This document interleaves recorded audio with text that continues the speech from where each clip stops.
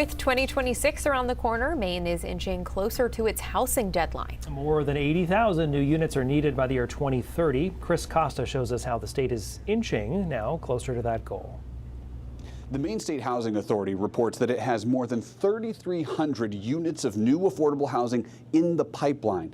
Now, this type of data is critical not only for them, but also state lawmakers, so they can track the progress towards filling that 84,000 unit gap. Maine Housing Director Dan Brennan says his agency has those numbers, including how many have been built, where they've been built, how many have been occupied, and how much it costs to make all of them. All of that data is here on this dashboard, but it only focuses on affordable units, not market rate ones. Brennan said, affordable rents are only a portion of the housing types that we need to track, and only a portion of the units are needed to solve the housing crisis.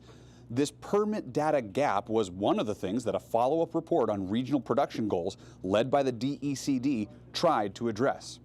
That's where LD 1184 comes in. It's a new law that requires cities and towns of more than 4,000 people to track building permits, demolition permits, and certificates of occupancy. Communities start reporting that information to the state in 2027. Meanwhile, new data from Maine Housing shows how much the gap is widening between how much people can actually afford and what homes are actually selling for. Statewide in 2024, the median home sales price was $375,000.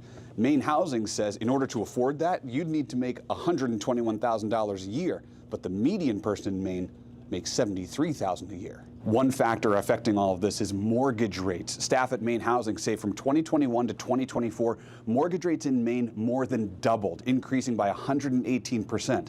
They say it essentially makes borrowing the same amount of money more expensive. I'm Chris Costa for News Center, Maine.